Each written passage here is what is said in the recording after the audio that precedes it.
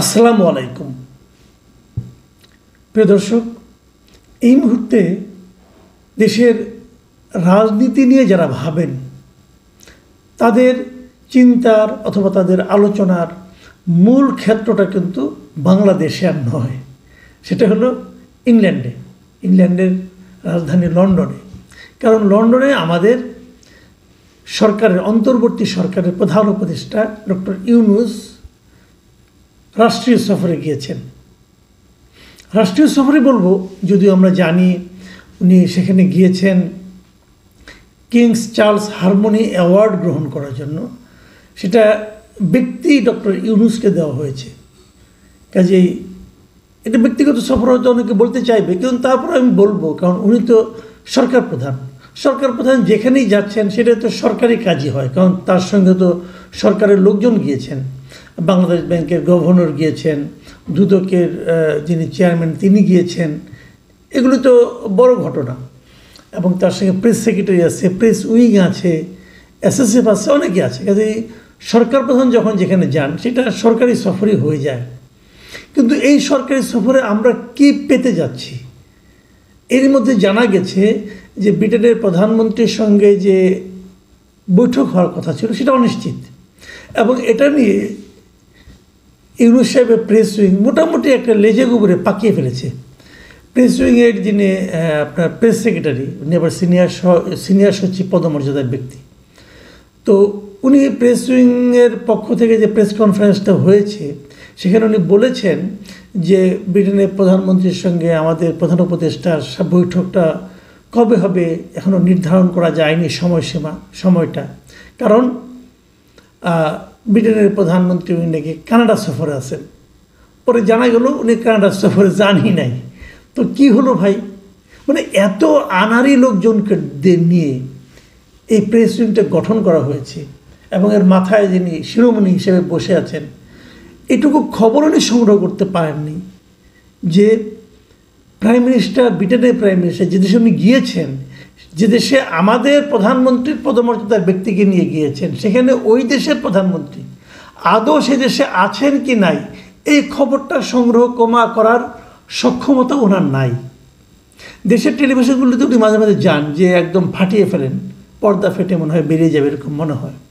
কিন্তু ওনার দক্ষতার এবং যোগ্যতার যে দৌড় সেটা মোটামুটি বোঝা যাচ্ছে। ওনার এটা উনি কোত্থেকে পেয়েছেন, ওনাদের কাছে নাকি কোন এক এমপি এসেছিলেন, তিনি বলেছেন, তিনি জানিয়েছেন, এটার উপর ভিত্তি করে উনি প্রেস কনফারেন্স করে ফেলেছেন। যাই হোক, এগুলি যত বলবো ততই নিজেদের গায়েই লাগে। কারণ ওনাকে বেতনটা তো আমরাই দিই, তাই না? আমরা ওনাকে প্রেস সেক্রেটারি বানিয়েছি। ওনার কর্মতৎপরতা দেখেছি আমরা, এর মধ্যে কিছু ভিডিও দেখলাম যে উনি নিজেই প্রধান উপদেষ্টা যাচ্ছেন, হাতে একটা ব্যাগ নিয়ে, ওনার হাতে একটা ব্যাগ, উনি মোবাইলে ছবি তুলছেন, ভিডিও করছেন, এইসব আর কি। যাই হোক, এগুলো নিয়ে নতুন করে বলার কিছু নেই। তো উনি যাচ্ছেন এখানে, এ পর্যন্ত কি হয়েছে সেগুলো আমরা বিভিন্ন সোশ্যাল মিডিয়ায় দেখেছি। কি হয়েছে আমরা দেখেছি। উনি বের হওয়ার পর ওনারা এই গ্রুপ নিয়ে যখন বের হয়েছেন এয়ারপোর্টের সামনে, সেখানকার প্রবাসী যারা বাংলাদেশে আছে তাদের বিক্ষোভ, তাদের স্লোগান, তাদের প্ল্যাকার্ড নিয়ে থাকা। আবার দেখলাম একটা গাড়িতেও মানে এরকম মানে নিয়ন আলোতে লেখা হচ্ছে যে ডক্টর ইউনূস ডেমোক্রেসির কীভাবে 12টা বাজিয়েছেন। এগুলো হতে পারে এগুলো পার্টিজান, আমরা এগুলো আগেও দেখেছি। কিন্তু আগেও দেখেছি কীভাবে, যখন শেখ হাসিনা ক্ষমতায় ছিলেন, উনি যখন ইংল্যান্ডে অথবা আমেরিকায় যেতেন, এই দুটো দেশে বেশি হয়, যখন যেতেন তখন এয়ারপোর্টের সামনেই দেখতাম যে বিরোধী দলের লোকজন তারা এরকম নানা রকমভাবে স্লোগান, দুয়ো দেওয়া, হ্যাঁ, এগুলো তারা করতো। এবং আবার এটাও দেখেছি যে বিপরীত দিকে ওনার সমর্থক গোষ্ঠীরাও বেশ প্রবল প্রতাপে উপস্থিত থাকতো। মাঝে মাঝে এই দুই পক্ষের সমর্থকদের মধ্যে মারামারিও হতো। যাক, এভাবে দেশের ইজ্জত বেজ্জত অনেক কিছু হয়েছে। এবার যেটা হলো, এবার আমি আমার সঙ্গে বেশ কয়েকজন লোক ওখানে উপস্থিত ছিলেন অথবা বাইরের থেকে দর্শক হিসেবে দেখতে এসেছেন, এমন একজন লোক আমাকে ফোন করে জানিয়েছেন যে এবার নাকি দৃশ্যটা অন্যরকম ছিল। অন্যরকম মানে যে ওনার বিপক্ষে যারা ছিল তাদের মধ্যে উনি বলেছেন যে এখানে অনেক আমি বিএনপির লোকজনকে দেখেছি। সবাই তো মোটামুটি সবাইকে চেনে, তারাও নাকি তাকে এরকমভাবে মানে প্রত্যাখ্যান করার মতো কথাবার্তা বলেছে। আবার শফিক সাহেবকে দেখলাম যে অনেকে চিৎকার করে ডাকছে একটা বিশেষণ যুক্ত করে, সেগুলো হয়েছে। এর পাশাপাশি এর বিপরীত দিকে যে ওনাকে অভ্যর্থনা জানিয়ে, ওনাকে সম্বর্ধনা, মানে ওনার প্রতি পজিটিভ প্ল্যাকার্ড নিয়ে যে জায়গাটা ছিল, উনি আমাকে যিনি জানিয়েছেন তিনি বলেছেন যে মাত্র উনি ওখানে নাকি 4 জন লোককে দেখেছেন। ওইকে 3 জনে মিলে একটা ব্যানার ধরে আছে আর একজন লোক সেটা ভিডিও করছে, এরকম একটা দৃশ্য উনি দেখেছেন। আমি জানি না আসলে প্রকৃত বাস্তবতাটা কী, তবে যেটাই হোক এটা আমাদের জন্য আসলে অপ্রত্যাশিত। আমরা চাইনি যে উনি তো কোনো দল করেন না, উনি একটা অন্তর্বর্তী সরকারের প্রধান, উনি কেন রাজনৈতিকভাবে এরকম একটা বিতর্কিত অবস্থানে চলে যাচ্ছেন, কিন্তু না গেলে ভালো হতো। যা হোক, আমরা বরং একটু তাকাই যে উনি কি করেছেন এবং কি বলেছেন। এর মধ্যে উনি ওখানে গেলেন কবে? উনি গেলেন হলো মঙ্গলবার দিন, আমাদের সময় মঙ্গলবার দিন দুপুর 12টার দিকে, আমাদের সময় বাংলাদেশ সময় ওখানে যে পৌঁছে, মানে ওদের সময় ভোর, তখন ওখানে যে পৌঁছেছেন। পৌঁছার পর হোটেলে উঠেছেন। হোটেলে ওঠার পর এ পর্যন্ত সাক্ষাৎ কার সঙ্গে হয়েছে? ওনার সঙ্গে দেখা করেছেন ফরাসি প্রতিষ্ঠান যে এয়ারবাসের এক্সিকিউটিভ ভাইস প্রেসিডেন্ট। কেন আমরা কি এয়ারবাস কিনতেছি? এয়ারবাস কেনার একটা ব্যাপার কিন্তু আমরা দেখেছি যে ফরাসি প্রেসিডেন্ট যিনি আছেন, মানে ওদের রাষ্ট্রীয় প্রেসিডেন্ট যিনি আছেন, তিনি বাংলাদেশ সফরে এসেছিলেন। হাসিনার সঙ্গে কি মিটিং হয়েছিল, তখন এয়ারবাস কেনার একটা প্রকল্প হাতে নেওয়া হয়েছিল, সেটা পরে আর বাস্তবায়িত হয়নি। যাই হোক, ওনার সঙ্গে দেখা হয়েছে। আর দেখা হয়েছে যে অল পার্টি পার্লামেন্টারি গ্রুপের একটা যুক্তরাজ্যের একদল সংসদ সদস্য তার সঙ্গে সাক্ষাৎ করেছেন। বেসিক্যালি এখানে বাঙালি যারা নির্বাচিত হয়েছেন এরাও অনেকে ছিলেন এখানে, কিন্তু টিউলিপ সিদ্দিক ছিলেন না। এটা খুব ইন্টারেস্টিং। ছাড়া অন্য অনেকে ছিলেন। তার সঙ্গে ওনার দেখা হয়েছে, ওই দিনই দেখা হয়েছে, প্রথম দিনই মঙ্গলবার দিনে, যে কমনওয়েলথের মহাসচিব শার্লি আয়রকর বোচওয়ে, ওনার সঙ্গে ওনার দেখা সাক্ষাৎ হয়েছে। সেগুলো নিয়ে অনেক প্রেস উইং আমাদের কাছে বিবৃতি পাঠিয়েছে, আমি ওখান থেকেই নিচ্ছি তথ্যগুলো। বুধবার দিন মানে পরের দিন ওনার সঙ্গে দেখা হয়েছে যুক্তরাজ্যের জাতীয় নিরাপত্তা উপদেষ্টা জোনাথন পাওয়েলের সঙ্গে বৈঠক হয়েছে ছোটোখাটো একটা। এরপর লন্ডনের প্রভাবশালী নীতি গবেষণা প্রতিষ্ঠান যেটা আছে চ্যাথাম হাউস, এই চ্যাথাম হাউসে বুধবার দিন সকালে উনি গিয়েছিলেন। সেখানে এশিয়া প্যাসিফিক প্রোগ্রামের পরিচালক বেন ব্ল্যান্ড এবং দক্ষিণ এশিয়া বিষয়ক জ্যেষ্ঠ গবেষক ডক্টর চিয়েটিস বাজপাইয়ের সঙ্গে ওনার দেখা হয়েছে। এবং তারপর ওখানে চ্যাথাম হাউসে যে royal institute of international affairs আছে, তাদের আয়োজনে উনি একটা সাক্ষাৎকার দিয়েছেন। আসলে আজকের আলোচনাটা আমি সাক্ষাৎকারেই শেষ করবো, এটা দিয়ে শেষ করব। সেই সাক্ষাৎকারে কী আলোচনা হয়েছে এবং উনি কি বলেছেন, এই জায়গাটুকু একটু বলি। উনি সেখানে বলেছেন, যে কথাটা খুব জোর দিয়ে বলেছেন, সেটা হলো যে 17 বছর পর আমরা সত্যিকারের একটি নির্বাচন করতে যাচ্ছি, যা আমাদের ইতিহাসে সবচেয়ে সুন্দর নির্বাচন হবে। মাথায় রাখবেন, ডক্টর ইউনূস বলেছেন আমাদের ইতিহাসে, বাংলাদেশের ইতিহাসে সবচেয়ে সুন্দর নির্বাচনটা উনি উপহার দিতে যাচ্ছেন। ওনার এই বক্তব্য নিয়ে আমার বিশাল আপত্তির বিষয়টা নিয়ে আমি পরে আলোচনা করছি। তারপরে আমি এই ফাঁকে আরেকটা কিছু কথা বলে নিই। উনি এখানে আরেকটা জিনিস জানিয়েছেন যে নির্বাচনের পর নির্বাচিত সরকারের কোনো দায়িত্বে আমার থাকার কোনো ইচ্ছে নেই। উনি বলেছেন যে ইলেকশন হলে নতুন যে সরকার আসবে তাদের কোনো দায়িত্বে উনি থাকার ইচ্ছা ওনার নেই। এই কথাটা আমি মোটামুটি অবিশ্বাস করি। কেন অবিশ্বাস করি সেটাও বলছি। উনি এর আগেও বলেছিলেন কোনো রাজনৈতিক দলকে নিষিদ্ধ করার ওনার সরকারের কোনো ইচ্ছা নেই। সেই যে ইচ্ছা নেই, সেই ইচ্ছা নেই চেহারাটা আমরা এরই মধ্যে দেখেছি। কাজে উনি যখন বলেন যে ইচ্ছা নেই, তখন বোঝা যায় যে একটা ইচ্ছা আসলে আছে, না হলে এরকম হতো না। যাই হোক, এটা আমার ধারণা উনি থেকে যাওয়ার চেষ্টা করবেন। কীভাবে পারবেন আমি জানি না। এবং কেউ আমাকে একথাও বলেছেন, তারেক রহমানের সঙ্গে যে মিটিংটা হচ্ছে 13 তারিখে শুক্রবার দিন যেটা হওয়ার কথা, সেই মিটিংটা বেসিক্যালি এই আলোকেই হচ্ছে যে কোনোভাবে অ্যাকোমোডেট করা যায় কি না, দেখা যাক কী হয়।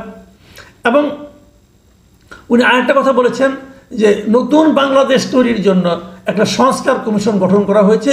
প্রত্যেকটা প্রতিষ্ঠানের জন্য উনি কমিশন গঠন করেছেন, তাদের সুপারিশের দিকে উনি তাকিয়েছেন।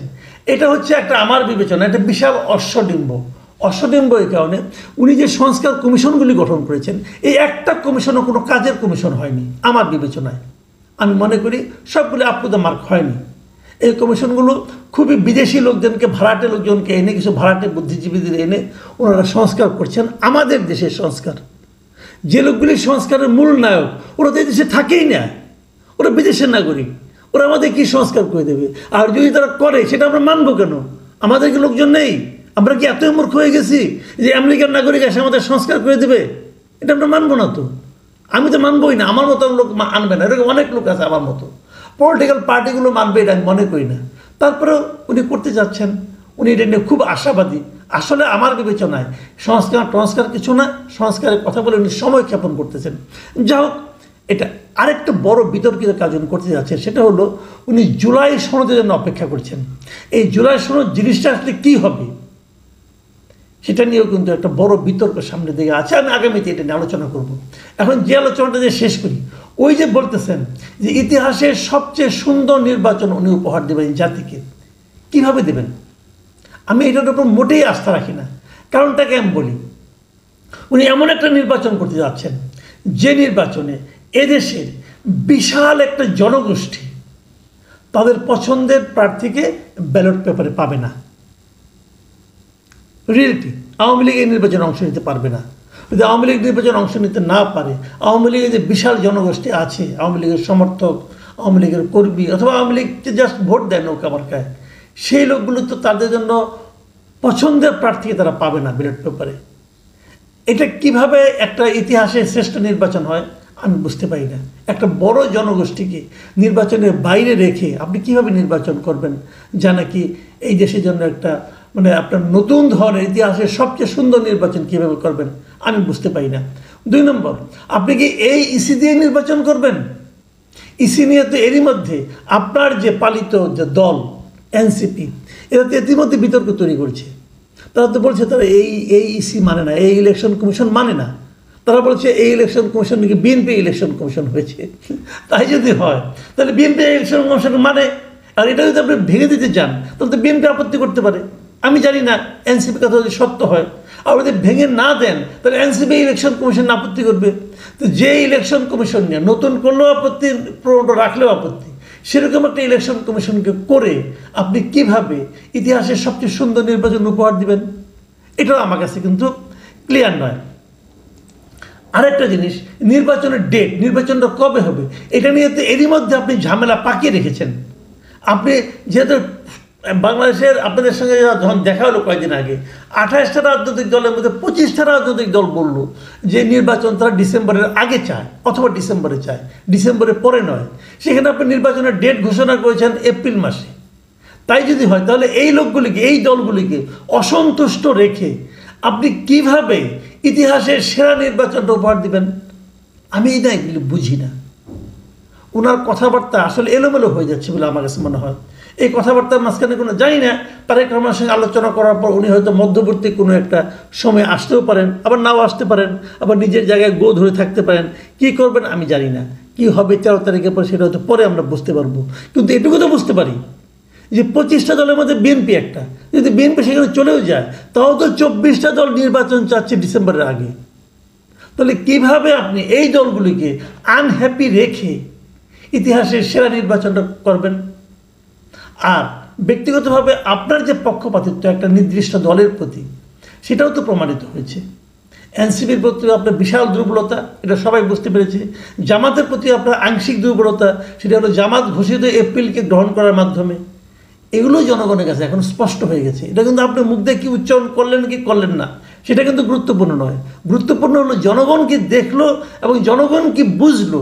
এই যে পাবলিক পারসেপশন, এই পাবলিক পারসেপশনকে আপনি কিভাবে উপেক্ষা করবেন?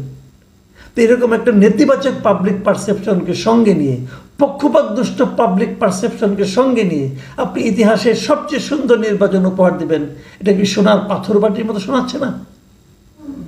প্রিয় দর্শক, আগামী দিনগুলোতে কি হবে আমরা দেখার অপেক্ষায় থাকব। আপনারা সবাই ভালো থাকবেন। এখন এই পর্যন্তই। আল্লাহ হাফেজ।